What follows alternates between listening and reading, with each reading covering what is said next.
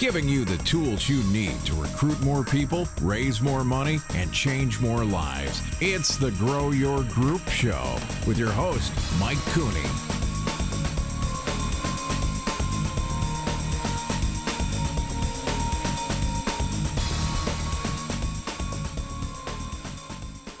So this is episode 0.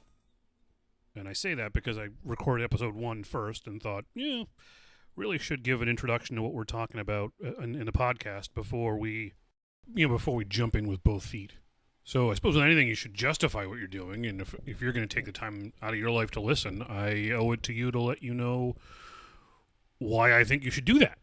So first of all, who am I? My name's Mike Cooney. I'm originally from the little town of Putnam, Connecticut.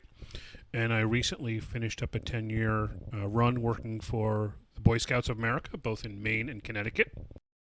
It was an awful lot of fun, an awful lot of hard work, and I wouldn't trade a second of it. But there came a time when I wanted to try some new things, and this is one of those new things. I've been thinking for a while of putting together a show like this, probably for the better part of 3 years. And while I was working for the BSA, there just wasn't time. Came to the point where I thought I could make a bigger contribution to the movement in other ways, and this is one of those ways. I've been privileged to work with some really fantastic people, some of whom you'll get to meet as guests of the show in the coming weeks and months. I've been a scout, an assistant scoutmaster, a district committee member, a camp commissioner, a national camping school staffer, a district executive, a senior district executive, a day camp administrator, a day camp staffer, a camp steward, and now again a district committee member. I've been fortunate enough to witness some amazing things, travel all over the place, and there'll be stories to prove it. You'll probably hear some Aroostook County stories where, we had 200 inches of snow. I've gotten to work with some of the most dedicated volunteers on the planet, and I am honored by that, and they continue to inspire me. This podcast is going to cover all things nonprofit. We're going to go over recruiting and fundraising and marketing. We'll go over program ideas and ways to make your meetings more effective and more fun. It's really these things that are going to help you grow your group. And as it turns out, the more people you have in your organization, the more fun you have, and the less everyone has to do. The troop with 5 kids can be harder to run than the one with 50. And the show will tend to focus on scouting, but the lessons will go over a universal. I'm also the vice president of the Norwich Rotary Club. I'm sure we'll hit on that. I also run my own small business, and that may come up from time to time. Our guests won't be exclusively scouts and scouters, but people who can teach us about things. They'll all be people who are passionate, and you can bet that they're going to know what they're talking about. I owe that to you. I don't want to waste your time. The point of the show is to fill in gaps in trainings, because the trainings that are out there are great, but I want to be a little more organic, to sort of put a human face on them, and to give you sort of the behind-the-scenes look at them. I want to give you workable answers to the tough questions, and how to leverage those to make you better and more successful. This show is going to flesh out a lot of the things that can't necessarily come to life in one of those online trainings.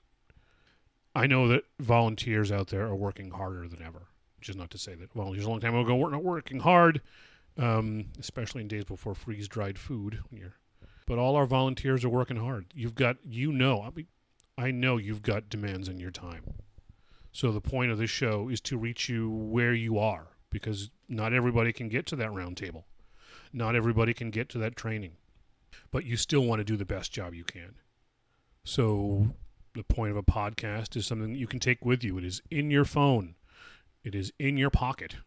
And you can listen when you can. So when you're stuck in traffic or mowing the lawn or doing the laundry or running on the treadmill, all those little bits of time you have, when you're not at work or doing things with your kids or volunteering.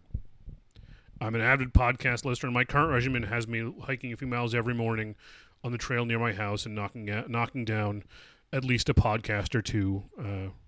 The other day I was listening to one about the Princess Bride, and listening to Carrie Elwes do his Under the Giant, and I'm laughing as I'm going down the trail.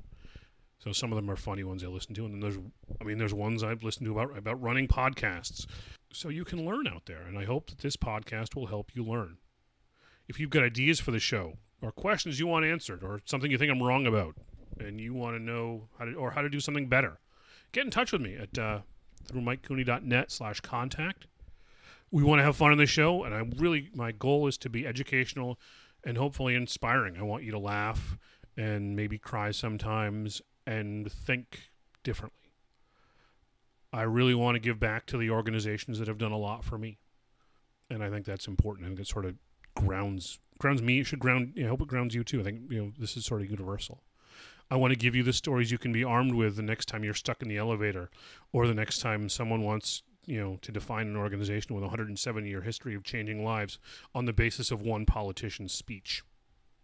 We need to have those stories in our pockets ready to go. We need to be able to talk about 7-year-old Robert Ritchie from Philadelphia, who last year saved not one but 2 toddlers from drowning. We need to be able to tell the story of Sean Kilpatrick. Sean was then a 13-year-old from Clay County, West Virginia. And he and his friend Joseph Kramer were playing at Sean's grandmother's house in Clay County. It's an old farmhouse built in the 1800s.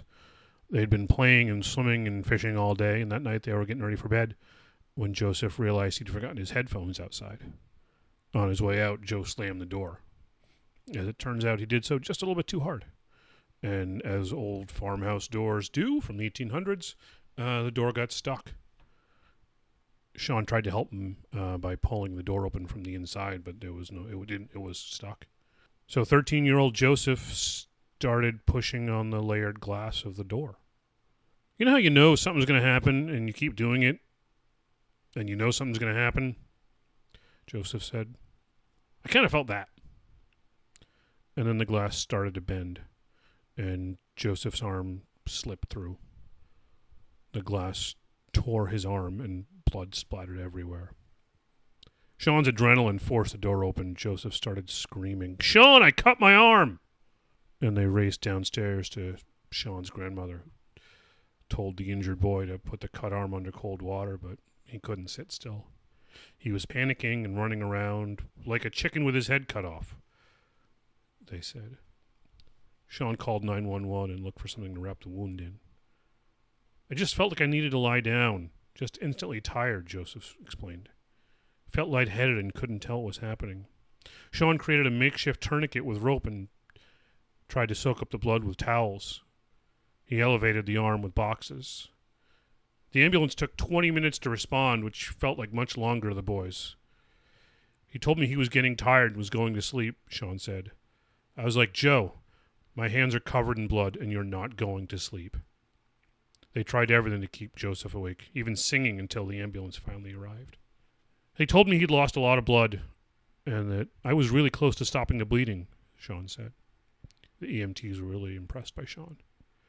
One of my partners said, "Hey man, are you an EMT?" said EMT Leilani Turner. Sean said, "No man, I'm a Boy Scout." Tucker said Sean did everything her team as professionals are trained to do. By the time the ambulance arrived at the hospital, they realized that Joseph had severed the main artery in his arm. He was in surgery for about 4 hours. He'd lost 2 pints of blood, damaged his nerve in his thumb, and would have to have stitches. If Sean hadn't been there to do what he did, and how he did, Joseph would inevitably have lost his life, Tucker said. If I had to choose a hero, it would be Sean. The boys both go to Capitol High School and are still best friends and sometimes tell her story. Sean would rather not be considered a hero for it, though. Sean said, "It's not like I knew what was going to happen. I just did what I had to do in that moment." Sean said he learned the first aid skills in Boy Scouts when he was 11. The boys are still Scouts, and Sean's now a Life Scout, and he's working towards his Eagle. So that's why we're putting this podcast together. That's why we're doing this. Because these stories, you need to be able to tell them. People need to know these things. They shouldn't be on the back page or in the water cooler section of the newspaper.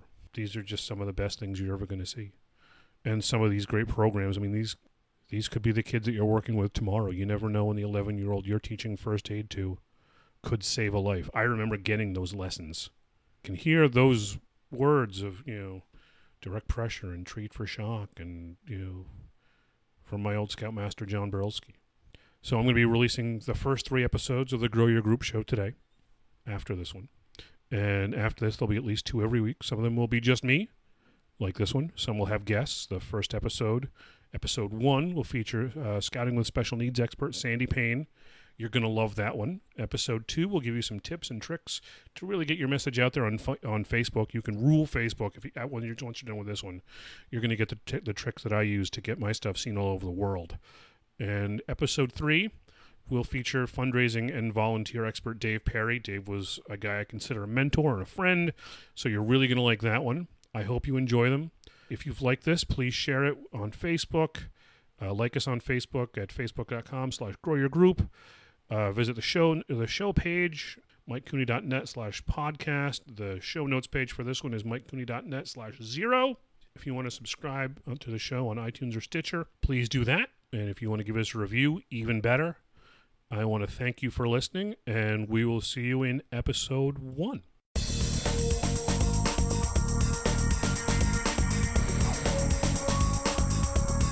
Thank you for listening to the Grow Your Group Show. Visit MikeCooney.net to subscribe to the show for free, and we'll see you next time.